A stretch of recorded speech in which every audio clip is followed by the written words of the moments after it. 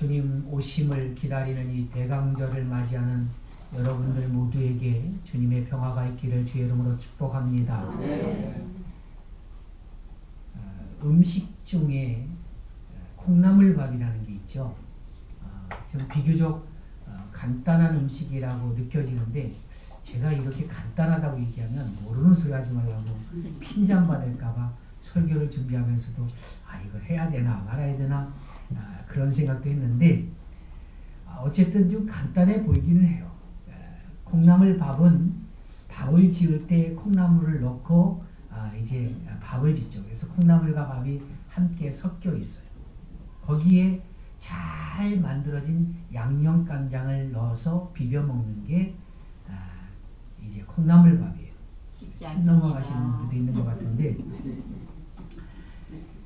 콩나물과 밥만 넣고도 콩나물밥이라고 할 수 있겠죠. 그죠? 콩나물 넣고 콩나물밥을 지으면 콩나물밥 맞아요. 그런데 아무래도 콩나물밥에 양념간장이 빠지면 그건 콩나물밥을 맛있게 먹을 수는 없을 것 같아요. 거기에 양념간장을 잘 만들어서 비벼야 맛있게 먹는 거죠. 믿음이라는 것도 그래요. 믿음이라고 하는 건요, 우리에게는 없어서는 안 될 거예요. 성도에게 꼭 필요한 게 믿음이라고 하는 건데, 그런데 이 믿음이 없으면 성도라고 할 이유도 사실은 없어요. 그래서 믿음이 없으면 성도가 될 수는 없지만, 믿음만 있고 다른 게 없다면, 그렇다면 그 믿음은 맛있는 삶을 살 수 없어요. 맛있는 성도가 안 된다는 얘기예요. 믿음에도요, 꼭 필요한 것들이 적절하게 들어가죠. 그래야 그 믿음 본연의 맛을 살려낼 수 있는 거예요. 그러면 어떤 것들이 더해져야 될까요? 음식에도 양념을 잘해야 이제 맛이 있는 건데, 이게 적당하게 넣어야지 너무 이거 좋은 거라고 많이 집어넣으면 오히려 음식 맛을 이상하게 만드는 경우도 가끔 있죠. 마찬가지로 이제 믿음에도 마찬가지예요. 믿음에 더해야 될 것을 아주 적당하게 첨가해야 되는데, 이 구분을 잘 지키지 못하면 어느 한 것이 하나가 과도하게 들어가 버리면 이게 마지막에는 어떤 결과가 오냐면 볼썽사나운 모습들이 막 곳곳에서 나오는 거예요. 교회 안에서도. 우리가 본문 말씀을 함께 교독해서 읽었는데, 본문 5절에서부터 7절까지 말씀에 보면 이렇게 말씀해요. 그러므로 너희가 더욱 힘써 너희 믿음의 덕을, 덕의 지식을, 지식의 절제를, 절제의 인내를, 인내의 경건을, 경건의 형제 우애를, 형제 우애의 사랑을 더하라. 자, 지금 이 말씀드린 믿음에 더해야 될 것들을 우리가 주목해서 보려고 하는데, 이런 것들이 더해질 때 우리의 믿음이 더 믿음다워지고 우리의 신앙생활이 더 멋있는 그런 그리스도인의 모습을 나타낸다는 거예요. 그래서 오늘은 성도가 믿음에 더해야 될 것이 무엇인지를 이제 생각해 보려고 합니다. 우리가 먼저 이 모든 것에 앞서서 기억해야 될 건 뭐냐면, 왜 이런 것들을 더해야 될까라고 하는 거죠. 믿음에 더해야 될 게 덕, 지식, 절제, 인내, 경건, 형제, 우애, 사랑, 이렇게 표현했습니다. 굳이 주님은 믿음만 있으면 우리를 구원받는다고 했고, 믿음을 그렇게 성경은 강조하고 있는데, 믿음만 있으면 되지 굳이 이런 걸 더 하라고 그렇게 얘기할까? 왜 그럴까? 시장에서 제가 말씀드린 것처럼 그 이유는 뭐냐면, 이미 성도다운 맛을 내기 위함이라고 제가 말씀드린 것처럼 성도의 맛을 드러내기 위해서 이 모든 것을 더하라는 거예요. 우리가 성도라고 하는 이름, 그리스도인이라고 하는 이름에 걸맞는 멋과 맛을 내야 되는데, 그러기 위해서는 우리가 갖고 있는 믿음에 더해져야 될 것이 있다는 거예요.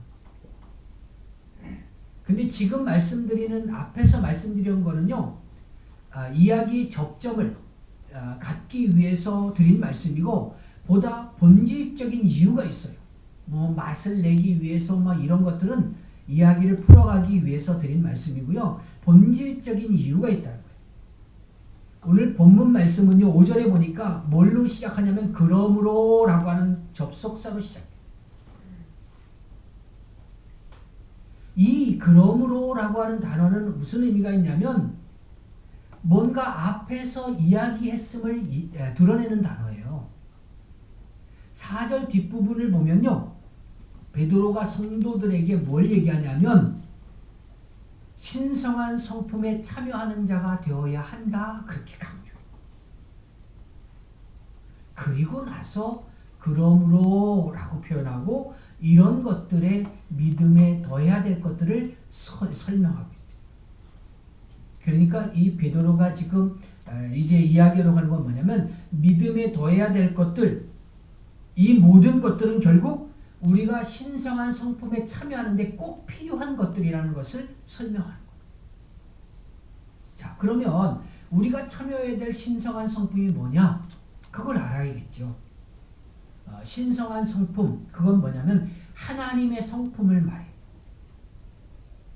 표준세 번역에서는 신적 성품이라고 이렇게 설명을 하는데 하나님의 성품이죠. 믿음이라고 하는 건요, 내가 예수 그리스도를 구주로 믿고 나의 주인으로 믿고 내게 생명 주신 영원한 하나님으로 믿는 그 순간에 하나님과 관계가 생기는 거예요. 하나가 되는 거예요. 그런데 중요한 거는요, 그게 전부가 아니라는 거예요. 우리는 지금 그게 전부인 줄 알았어요. 내가 예수 그리스도를 믿음으로 구원받은 하나님의 백성, 하나님의 자녀가 되는 것, 그것이 전부인 줄 알았는데 그게 전부가 아니에요.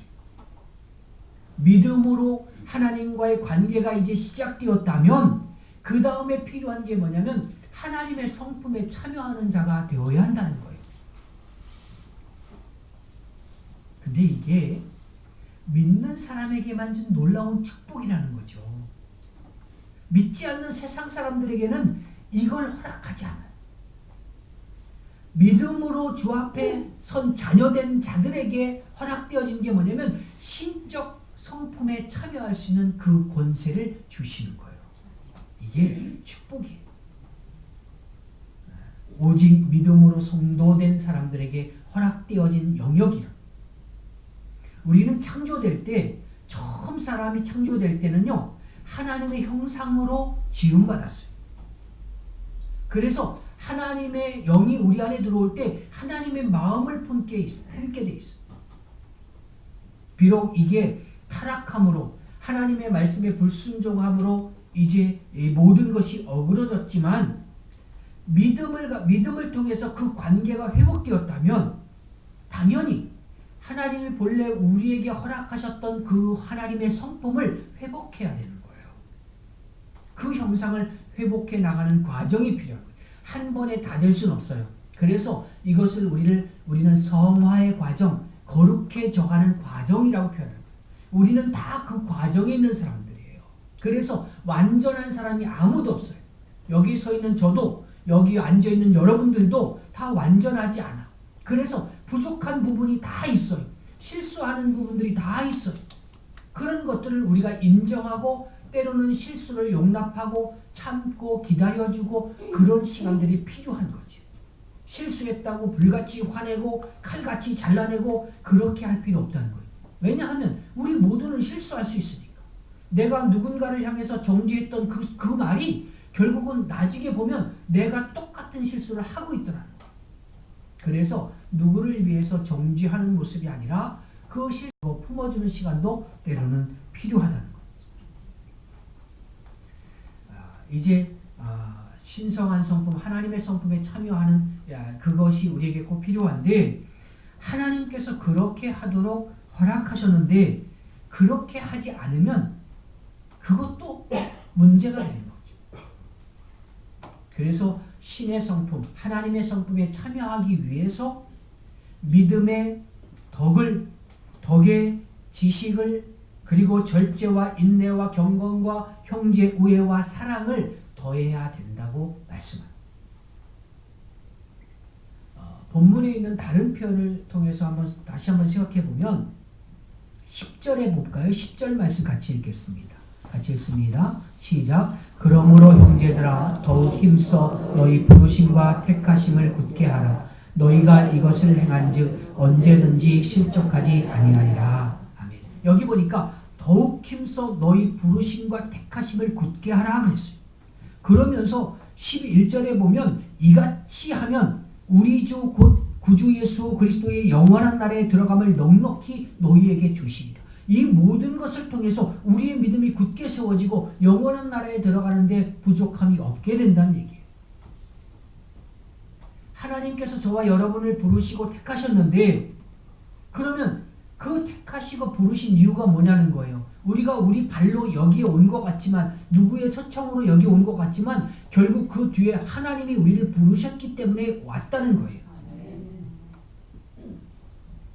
그 부르심의 이유가 뭐냐면 세상 사람과 구별시키기 위해서 부르시고 친히 하나님의 백성이 되게 하기 위해서 부르신 거예요. 하나님이 하게 하시는 일을 우리로 하여금 감당하게 하시기 위해서 우리를 부르신 거예요. 이 부르심과 택하심은요, 세상 사람들과 똑같아서는 감당할 수가 없어요. 달라야 돼. 믿지 않는 사람과 믿는 사람이 뭔가 좀 달라야 된다는 거예요. 그래서 이제 베드로가 제시하는 덕과 지식과 절제와 인내와 경건과 형제 우애와 사랑을 믿음에 더하라고 얘기해요. 그렇게 하는 것이 하나님의 택하심과 부르심을 굳게 하는 거예요. 흔들리지 않는 믿음을 갖게 하는 거예요. 그래서 11절에서 이야기하는 것처럼 이같이 하면 우리 주 곧 구주 예수 그리스도의 영원한 나라에 들어감을 넉넉히 너희에게 주시겠다 말씀합니다. 우리가 갖고 있는 믿음에 이런 것들을 더하는 것은 우리를 택하신 그 부르심을 견고하게 하는, 굳게 하는 거죠. 그러면 여기서 우리가 믿음의 본질을 한번 생각해 봐야 될 것 같아요. 우리가 흔히 예수 믿고 천국 가세요. 이런 이제 전도의 말을 많이 하고 또 듣게 되는데 믿음 그러면 내세의 천국으로만 연결시키는 거예요. 믿으면 구원받고 천국 간다. 믿으면 죽은 이후에 천국 간다는 거예요. 그러니까 믿으면 지금 현재 삶은 싹 빼놓고 어디로 바로 연결시키냐면 죽음 이후의 세계로 바로 연결시켜버려요. 근데 현재의 삶을 빼놓고 여기서 여기로 건너뛰어 버리니까 어떤 현상이 나타나냐면 대책 없는 그리스도인들이 많아지는 거예요. 분명히 믿음의 확신이 충만해요. 그래서 나는 예수 그리스도를 구주로 믿습니다. 그래서 충만한 믿음을 갖고 있는데 그래서 그 충만한 믿음 때문에 천국에 갈 것 같아요.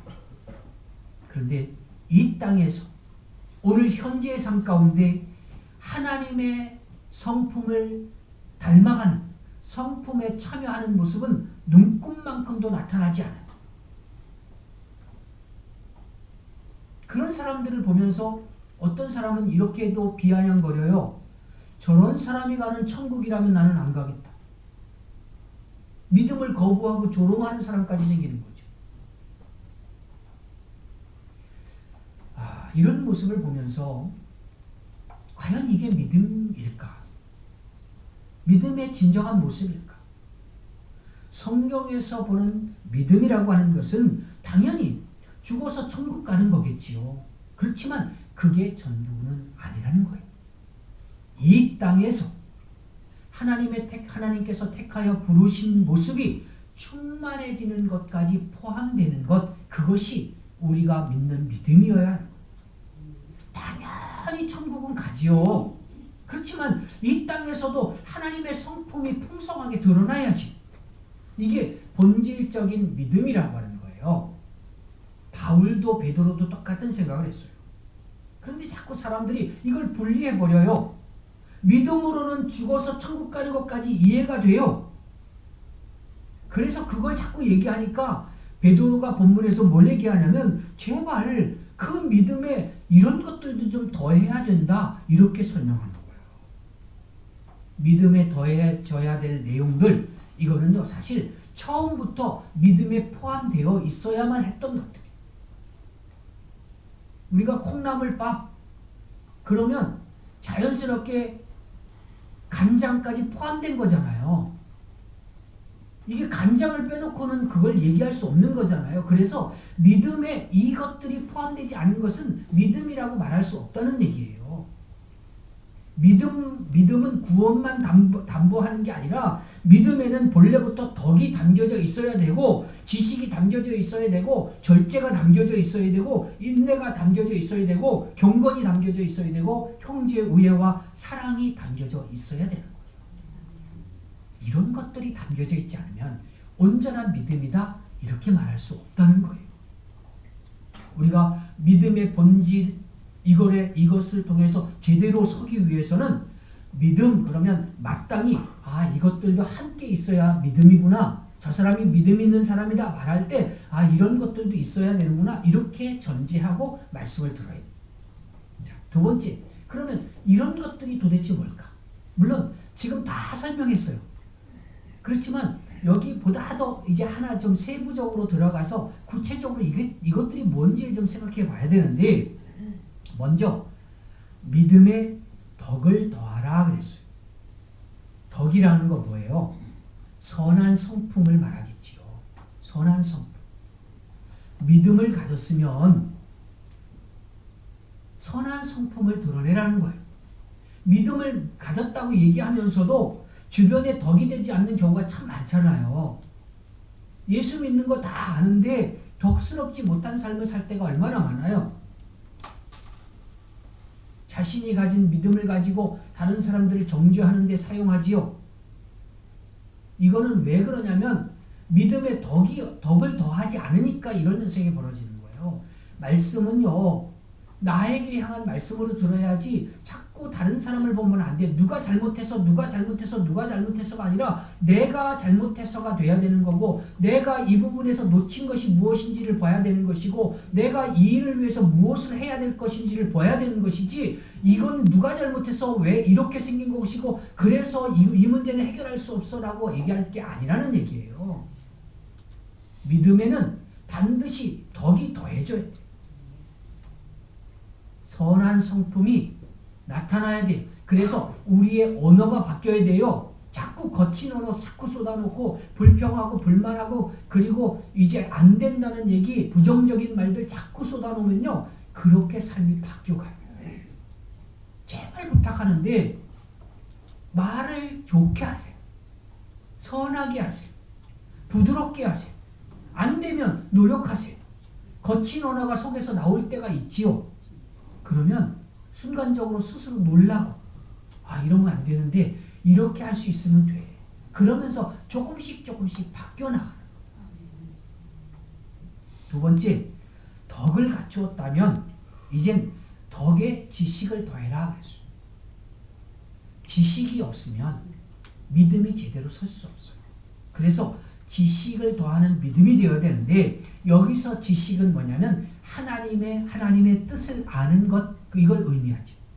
그런데 우리가 오해하면 안 되는 게 하나님의 뜻을 알기 위해서는 당연히 성경을 깊이 알아야 돼요.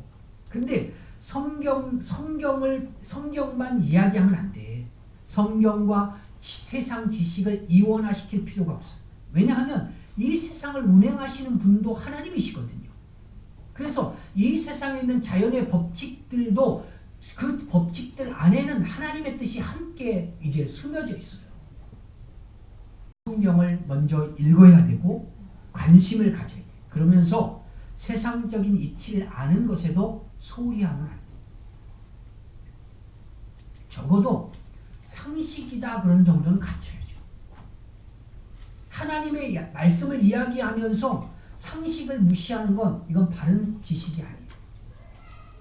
성경을 보는 것은 당연한 일이고 또 시간이 나는 대로 다른 책들도 많이 읽으셔야 돼요. 하나님의 말씀을 깊이 깨달으면 상식보다 더 엄격한 수준의 질서를 깨닫게 될 거예요. 중요한 거는 호세아 선지자가 말한 것처럼 내 백성이 지식이 없으므로 망하는도다 이렇게 말했는데 하나님을 아는 지식이 없어 망하는 거거든요. 이게 하나님을 아는 지식이 이제 성경을 통해서도 그리고 세상 학문을 통해서도 여러분 가운데 더해지길 바라고요. 지식을 또한 더했으면 이제는 지식의 절제를 더하라고 말씀해요. 절제는 지식에도 필요하더라. 우리가 조금 뭐 알면 굉장히 교만해져. 아니 10 중에 하나밖에 더 모르면서 하나를 알고 나서 마치 10을 아는 것처럼 셋을 아는 사람한테 가서 마치 모든 것을 아는 것처럼 그렇게 자랑해. 교만해진다는 얘기예요. 그래서 지식에도 절제가 필요한 거예요. 내가 알고 있다고 해서 아는 걸 다 얘기하고 그걸 가지고 주장만 펴면 다툼만 나오는 거예요.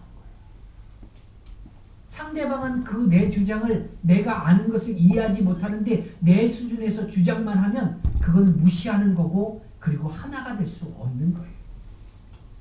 결국 지식에도 그래서 절제가 필요한 거예요. 내가 많이 배웠고 많이 알아도 조금은 맞춰가고 좀 절제하는 거예요. 절제는 우리가 교만함으로 나가지 않게 하는 거예요. 이 절제는요 생활에도 필요해요. 하나님이 우리에게 누리고 즐기게 하신 것들이 있어요. 이것들을 여러분들에게 주신 건강, 또 이제 물질, 또 가족들, 또 친구들, 즐거움을 누릴 수 있는 것들이 많이 있는데 이것들을 내가 다 쓸 수 있는 것처럼 다 누려서는 안 된다는 얘기예요. 그러면 왜 그러냐면 오히려 하나님을 잊어버리니까. 거기에 푹 빠져버리면 하나님을 잊게 되니까. 혹시 성공해서 운전기사를 고용해서 차를 몰고 다니는 상황이 오면 가끔가다 운전기사 쉬게 하고 자기가 운전하는 그 시간도 필요하다는 얘기예요. 그래야 이런 모습이 있어야 신앙적으로도 이런 모습이 있어야 깨어서 하나님과 세상 앞에서 바른 믿음으로 세워지는 거예요. 절제하지 못할 때 나타나는 현상은 뭐냐면 결국 타락으로 가는 거예요. 믿음에는 반드시 절제가 포함되어 있어요. 그리고 또한 절제에 인내를 더하라고 얘기해요. 믿음은 반드시 반대하고 박해하는 사람들이 생겨나요. 그래서 인내가 없는 믿음은 환난이 올 때 쉽게 넘어져요. 인내. 내가 예수 믿기로 작정하고 신앙생활 하기로 작정하면 반드시 반대에 부딪히고 어려움이 올 수밖에 없거든요. 그 형제가 원수가 되리라, 가족이 원수가 되리라 이런 말씀은 바로 그런 의미예요. 계속해서 반대에 부딪히는 거예요. 그때에 필요한 게 인내함, 참고 견디는 거예요. 때려치는 게 아니에요. 그래, 나 안 해. 그게 아니라 견디는 거예요. 우리가 오늘 말씀 중에 더해야 될 것 중에 마지막 부분에 뭐가 있냐면 형제 우애와 사랑이 있는데요. 바울은 뭐라고 얘기냐면 사랑에 대해서 사랑은 오래 참고 사랑은 모든 것을 참으며 모든 것을 견딘다 그랬어요. 신앙에서 최고의 절정, 최고의 열매는 뭐냐면 사랑이에요. 그런데 사랑도 내 마음대로 안 되잖아요. 사랑하다가도 미워하잖아요. 그래서 사랑은 참고 견디는 것이라고 얘기하는 거예요. 진정한 사랑이 되기 위해서는 견뎌야 돼. 젊은 사람들이 결혼하고 이제 처음에는 서로 오랜 동안 이제 다른 생활을 하기 때문에 이 견디는 시간을 잘하지 못하면 힘들어져요. 그리고 이제 인내에 경건을 더해라 그렇게 말해요. 경건은 뭐냐면 언제 어디서나 하나님 앞에 서는 삶을 말해요. 믿음은 예배당 안에서만 자라는 게 아니에요. 어디를 가든지 하나님이 지금 내 안에 계시고 저 사람 안에도 하나님이 계시다는 것을 믿는 믿음으로 사는 거예요. 믿음은 그런 거예요. 교회 안에서만 착하고 교회 안에서만 착한 말하고 그러는 게 아니에요. 교회 안에서만 사랑하는 게 아니에요. 교회 밖에서도 이게 동일하게 나타나야 된다는 얘기예요. 모든 것이 하나님의 집 베델이라고 하는 그 생각이 있는 것, 그게 믿음이에요. 그래서 우리는 어디를 가나 기도부터 하는 거잖아요. 어디를 가든지 먼저 앉으면 기도하는 거잖아요. 음식상 앞에서도 기도하는 거고 어떤 집에 방문해도 먼저 기도하는 거잖아요. 기도하는 이유가 뭐예요? 기도함으로써 그 집의 평안을 구하기도 하지만 기도함으로써 자칫 잊을 수 있는 하나님을 내가 기억해내는 의식을 깨워. 그리고 경건에 형제 우애를 더해라 그랬어요. 경건하다고 말하면서 형제 우애, 형제를 사랑하지 못하면 그건 경건이 아니라는 얘기예요. 형제 우애는 믿음의 공동체 안에서 서로 사랑하고 격려하는 모습으로 나타나야죠. 우리가 믿는다고 말하고 난 경건하다고 말하고 신앙이 깊다고 말하고 오래됐다고 말하는데 그 경건함 가운데 형제 우애, 이 안에서 사랑함이 없고 형제 우애가 없다면 그거는 경건함이 아니라는 얘기예요. 서로 사랑하고 격려하는 그 우애의 모습이 우리 교우들 가운데 나타나기를 바랍니다. 왜냐하면 우리는 형제 자매니까요. 여기 형님 동생들 많은 거잖아요. 우리는 다 그런 관계예요. 형제고 자매니까요. 그리고 형제 우애에 사랑을 더해라 그랬어요. 사랑은요 두말할 거 없어요. 그 자체가 하나님의 성품이에요. 그래서 우리가 가진 믿음의 최고의 절정은 사랑으로서 나타나야 돼. 이게 잘 안 되죠. 믿음이 있는데 사랑이 없다? 그러면 그 믿음은 가짜라는 건데 하나님께서 우리를 사랑하신 걸 먼저 생각해 보세요. 그 사랑이 진짜였기 때문에 독생자 아들까지 우리에게 주시면서 십자가에서 죽기까지 우리를 사랑하신 거예요. 예수님도 마찬가지예요. 주님이 우리를 진정으로 사랑하셨기 때문에 십자가를 지실 수 있었던 거예요. 하나님을 믿는다는 거요. 이거는 이런 사랑을 이미 우리가 받았다는 거예요. 누군가가 하나님이 친히 자기의 목숨을 담보로 목숨을 버려서 우리를 사랑하셨음을 이야기해요. 그래서 마땅히 우리가 우리가 갖고 있는 이 믿음은 사랑으로 나타나야 되는 거예요. 사랑 자체가 하나님의 성품이니까요. 우리는 모두가 믿음을 가진 성도들입니다. 우리의 믿음이 더욱더 온전해지고 풍성해지도록 기도해요.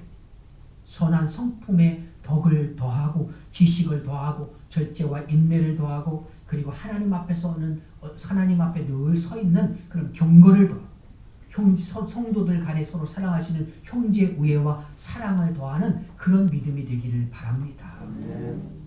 마지막으로 이런 것들이 우리 안에 있기 위해서 뭘 해야 되니 어떻게 해야 될까? 성경은 뭐라고 얘기하냐면 힘을 더 내라 그랬어요. 힘을 더 내라. 지금까지 여러분들에게 말씀드린 이 말씀은요 사실 쉬운 게 하나도 없어요. 이런 이야기한 것들을 지키기가 너무너무 힘들어. 쉬운 거라면 굳이 베드로가 힘써 이런 말을 안 했겠죠. 5절을 시작하면서 너희는 힘써 이것들을 더하라 그랬어. 시작부터 힘써라고 하는 단어를 써요.